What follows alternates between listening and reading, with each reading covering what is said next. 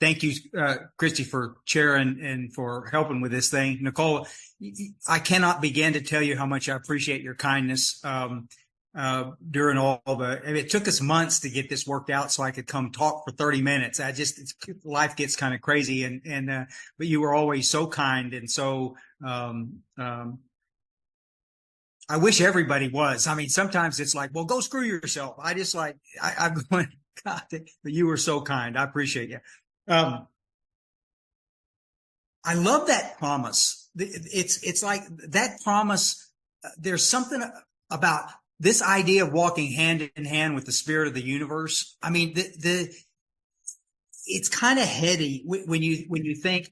Let me slide in sideways on this. I have a friend of mine in the Carolinas in the United States that's a designer, and he sent me a little poster the other day, and it said the definition of a newcomer: desperate but picky.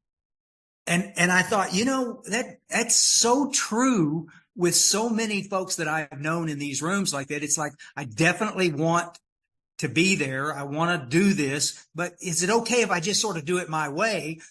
And the problem is our rooms are full of the kindest, nicest people in the world that will co-sign that. And so it can be a real burden. It can be a real confusing thing because you don't know what's real and what you need to be doing. That's the reason I love that promise, because it's just some heady stuff. And you're going to go, well, wait. Did they really mean that we could live that kind of a life? That we could be that transformed? There's the big question. I mean, if we had time and everybody shared part of their story, we would have one dumpster fire after another dumpster fire after another train wreck after another. I mean, we all have that kind of stuff in common. But what do you do if you're 7 years sober and you're a suicidal mess that can't do anything right? I'm making dozens of bad decisions. My family is terrified of me. They don't know who I am. My kids are just, God love them. The crap I put them through in AA. I mean, I'm doing these things. I'm going to 6 meetings a week. I'm not reading the text. We're not studying. We're not doing any of that kind of stuff. And as a result, I ended up with just a big head of confusion. And I didn't understand any of that stuff. I'm going to cut through some of this stuff, but there was a guy named Don Pritz in the United States he got sober in the 60s in the federal penitentiary system. I think the first 2 years of his sobriety was in the penitentiary. And then he got out, and he was a mover and shaker. He was just, an amazing deal. Some of his old talks are still online. Mad Dog Recovery's got them, and there's some other folks that have them. But Don's in one of his talks said, I'm concerned that these days we seem to be talking more and more about sobriety and less about recovery. So I want to kind of look at this for just a second and just kind of, this is a game changer. If just being sober one day at a time is okay with you, then rock on. I mean, rock on. Go ahead. I'm not trying to judge or be harsh with anybody.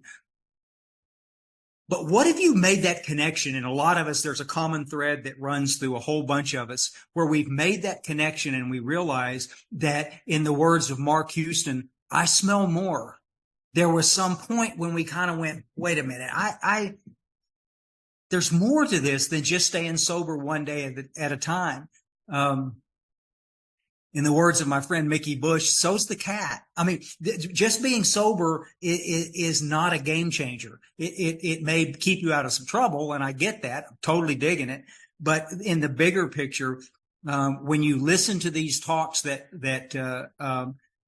Don Pritz had done, and then there was a whole bunch of them after that, like that, that had painted this picture that we could live lives that were completely transformed by the work that we did.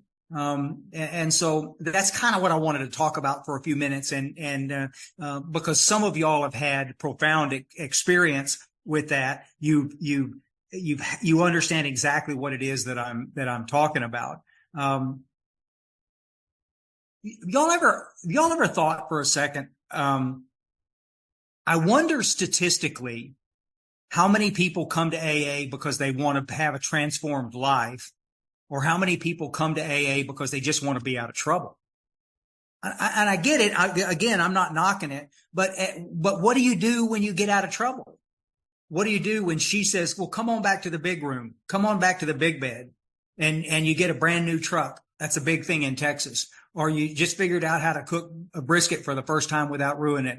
I mean, life is starting to line up again like this. Then all of a sudden, I got this. And it's one more time where your hand has slipped back onto the tiller and you're running the show again and driving that boat instead of letting God do that.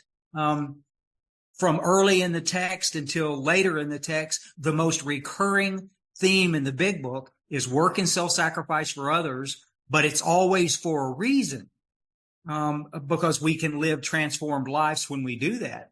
But for so many of us, we paint 12-step work as optional. We treat 11th-step prayer and meditation as optional. If I find time to do it, okay, I'll do it. If I don't find time to do it, it's no big deal. I'm sober today. Heavy sigh. I just, it's so frustrating because there's so much more right on the other side of this that we could look at. The goal here was to stand in the sunlight of the Spirit. We could be, regardless of how goofy we were over here, by the time we get through this stuff, we're standing in the sunlight of the Spirit, and that's some heady stuff. Let me ask this question rhetorically. I mean, it's just obviously, how many of y'all have ever found yourself in a situation where you were curious about where you actually were in the big picture of your recovery? And I think that this happens. We're going to a bunch of meetings and we're checking that stuff off the list, and everything is okay. But at some point in time, a lot of us will go, I wonder if maybe there's more. And I remember talking to an old timer one time, a long time ago, and he said, Myers, when you try to decide yourself what your situation is yourself, I don't know how you get a good reading on that.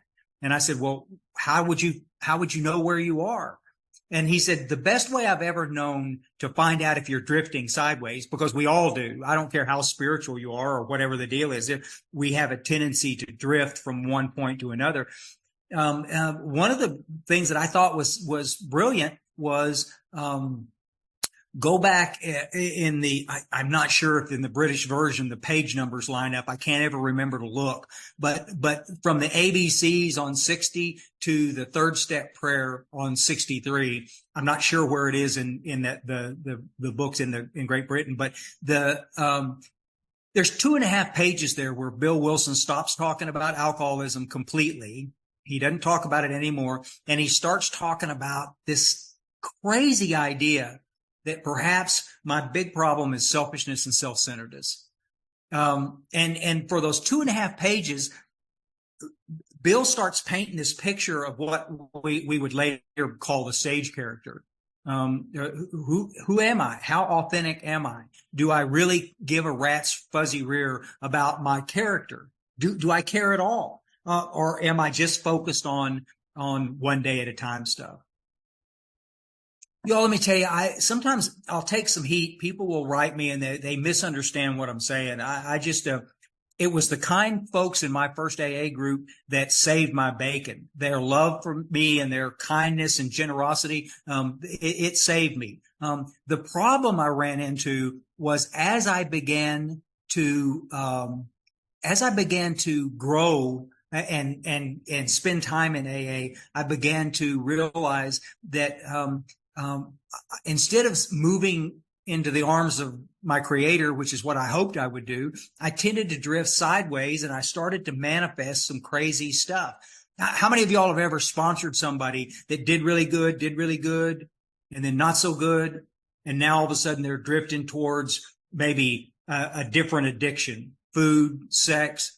spending money. I mean, you can just fill in the blank. It doesn't make any difference like that. It's just, we're still looking for something external to scratch this internal itch, this restless, irritable, and discontent.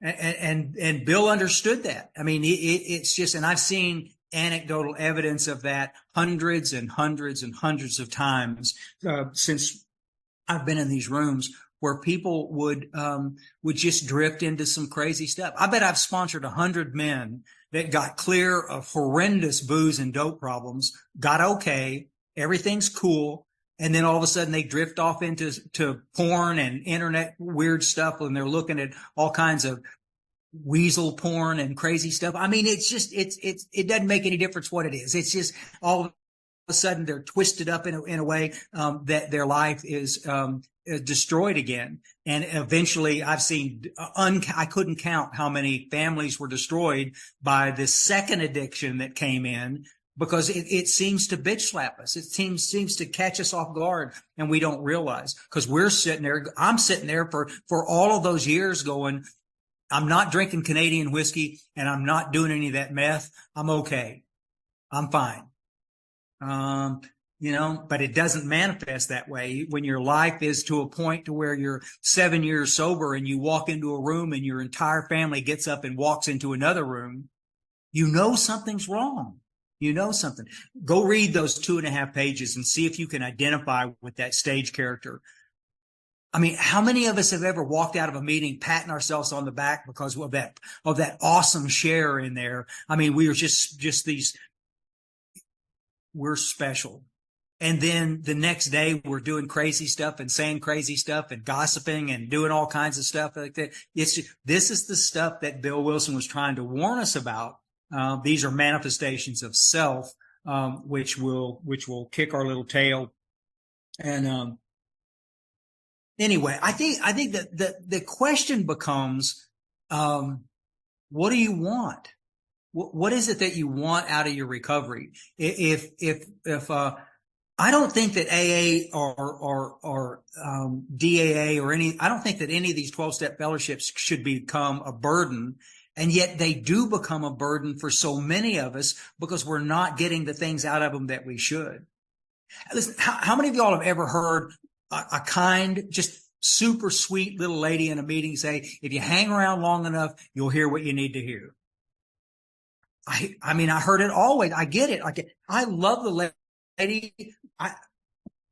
She didn't mean anybody any harm, y'all. But the problem with this stuff is that if you hang around our rooms long enough, you will hear some of the craziest stuff in the universe that will not help you in any way.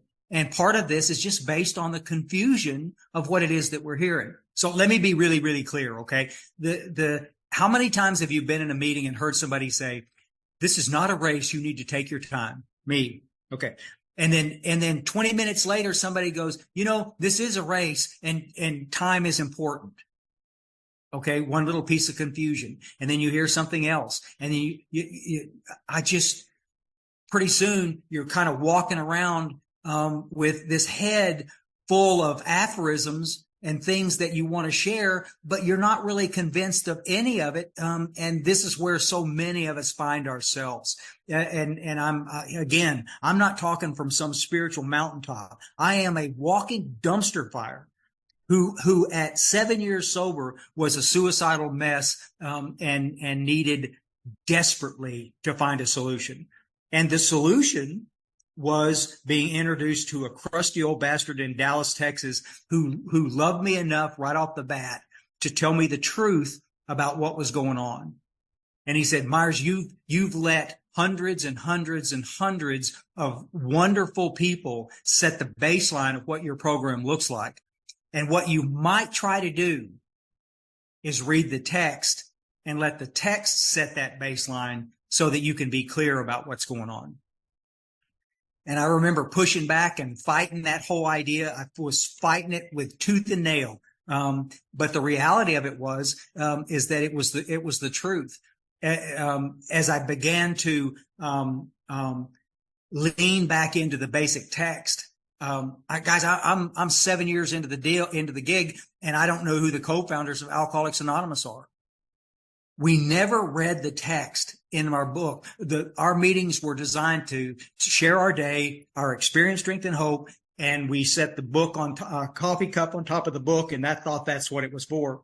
We didn't really ever study the stuff. I had 2 sponsors. We didn't read the text one time. And so it's just, every one of them gave me the same advice. You just go to enough meetings and you'll be okay. But what's enough? What's enough meetings? I mean, some of us, I'm going to 6 meetings a week. We have 32 meetings a week in that group. They're all discussion meetings and no literature. And I don't know anything. So imagine I'm surrounded by these crusty old guys who, are showing me stuff. And it's the most embarrassing time in my recovery because I have to admit that I don't know who are these people and what is it they're talking about. You see? So I got a few minutes here like that. I want to back up enough. I want to make sure that you're really clear. I'm not one of these big book guys where I don't want to slap you up the side of the head and I'm not out there trying to proselytize the text. But what I am trying to get you to understand is that, I mean, sometimes people say, well, Myers, you sound like Jimmy Swaggart. You're just like always swinging that big book. I know, but the text tells me what's real. It tells me what the baseline of all this stuff is. And so that I can begin. And then I get to make the decision. I get to make the final decision on whether or not it's what I'm going to follow and do or whether I'm not. I'm still at almost a decade. I'm almost 10 years now. I'm 2 years with these book guys, but I've still made 12-step work optional. If I get time, I don't have anything else to do. Maybe when my kids get older, I'll start that 12-step work stuff. It never said that. Work and self-sacrifice for others. Bill Wilson recognized it by the time he got on page 10 when Ebby shows up. By 14, he's already convinced of the stuff, has this experience, and he realizes the one thing that will change his life forever is his ability to help other people. I remember Joe McQuaney at a conference thing we were at one time, and Joe was there and Cliff Bishop, my sponsor, was there, and we were all sitting there just talking at a breakfast thing one morning, and Joe looked at me and he said, Myers, he said, I'm concerned that as long as you've been in these rooms, you still seem to be going to meetings so you could get something.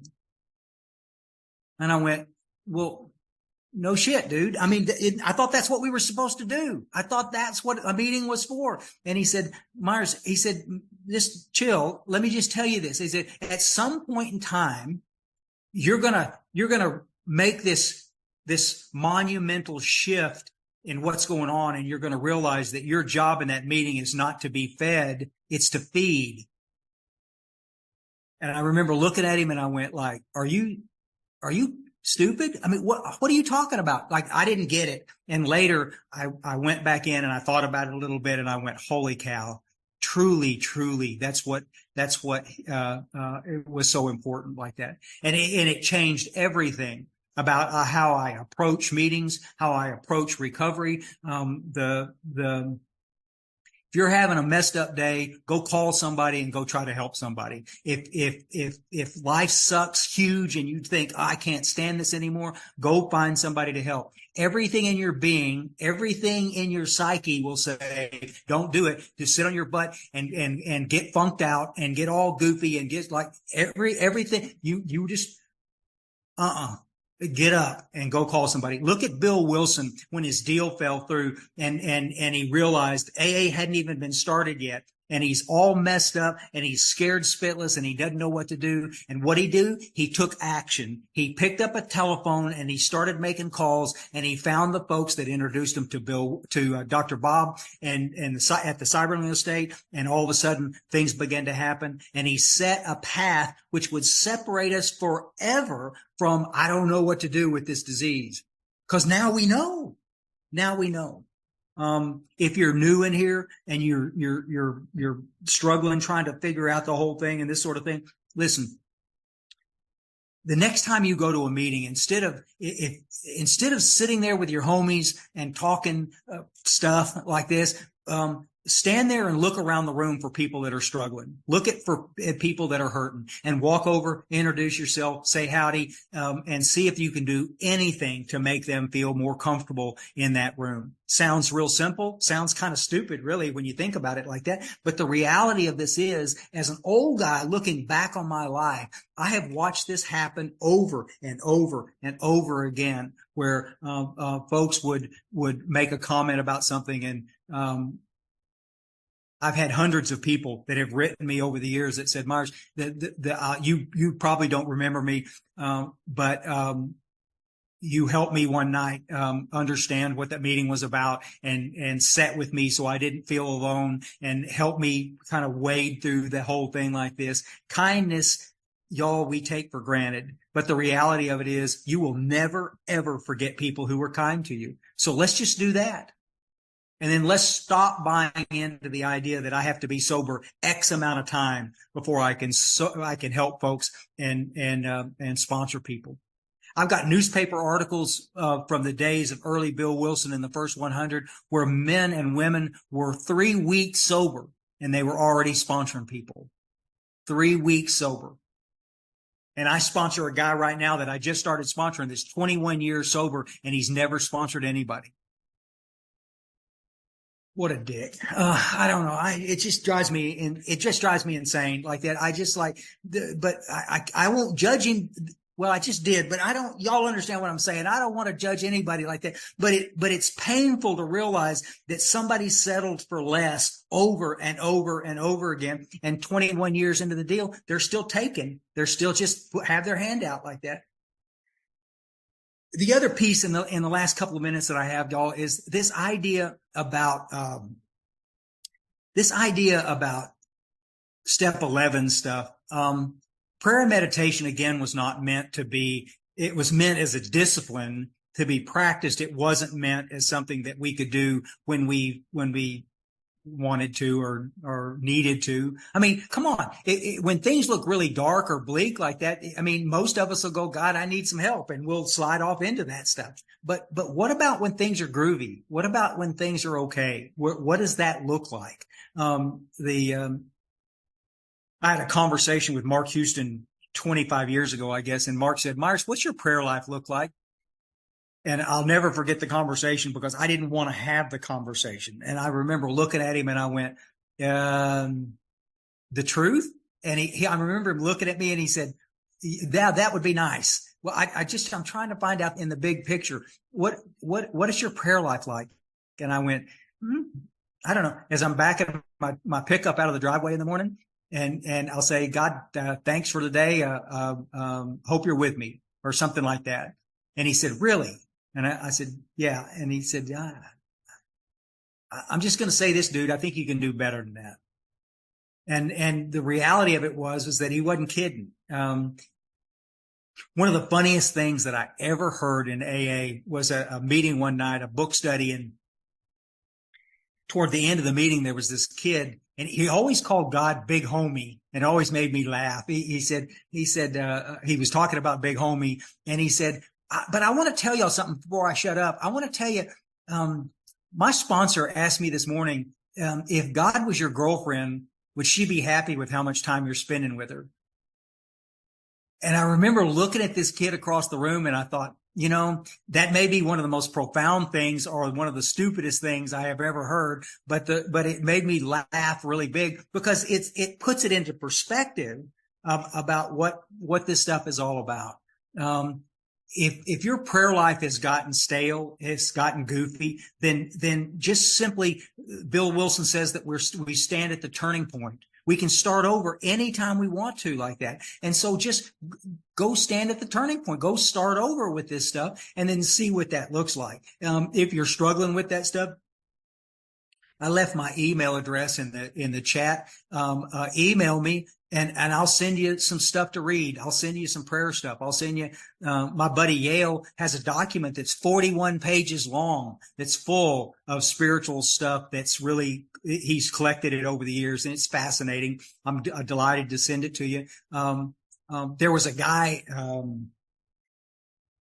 in the late 80s that wrote a book called Ragamuffin Gospel, a guy named Brennan Manning. And I'm not a Catholic. I was raised a Protestant, but the Manning stuff was fascinating and really instrumental in getting me to rethink all of the crazy stuff that I'd heard in my spiritual walk. I'd heard a lot of, if you're a good boy, God's going to love you. Well, no, doesn't line up with the things that are real on that kind of stuff. And Brennan Manning was special. One of the things, he was a Trappist monk, and one of the things that made him so dang special was that he was also an alcoholic.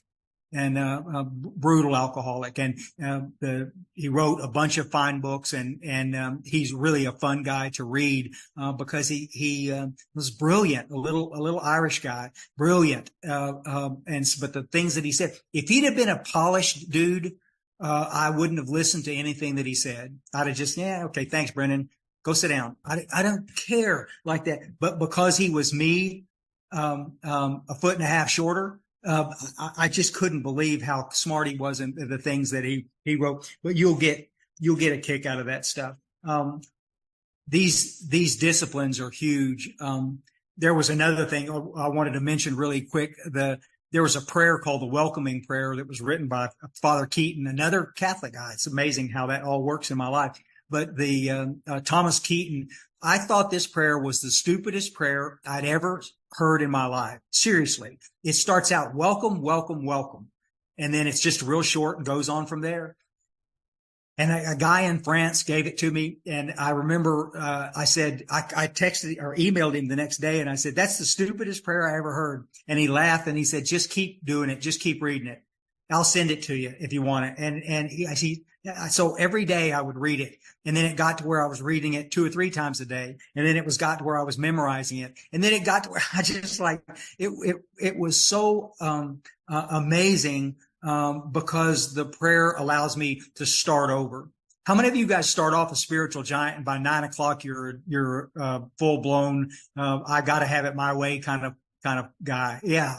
That's the reason why this stuff gets to be so important. Guys, we all drift. And when the deal is, if you see it, then we're golden. The guys that make me nervous, the guys that wear me out, are the guys that know that they're drifting, but don't seem to care. They don't seem to want to look at any of that stuff and pay attention to that stuff. And it's really obvious like that. And the other thing I think that is so important about this prayer thing is I want you to sometime when you don't have anything else better to do, go back and read a bunch of promises in the big book, like that one we just read on page 75. Go back and read. They're all in little clumps everywhere. 5th step, 10th step, 9th step. Go read a bunch of promises and then ask yourself the question, have these manifested in my life? This is huge stuff. I just, so many of us don't recognize and realize that Bill Wilson was either full of crap and he didn't mean any of this, or, and this is the part that made me really nervous, what if he did mean it? What if he did mean that you could live that we could stand in the sunlight of the Spirit, that we could live life so amazingly transformed that it would change us forever? Knowing where we stand is huge in this program, because from there we can do what's necessary to get where we need to be. Clarity is huge on that stuff. And I think I'll take my old crusty self off of here for a little bit. And I love y'all. Thank you so much for letting me be here.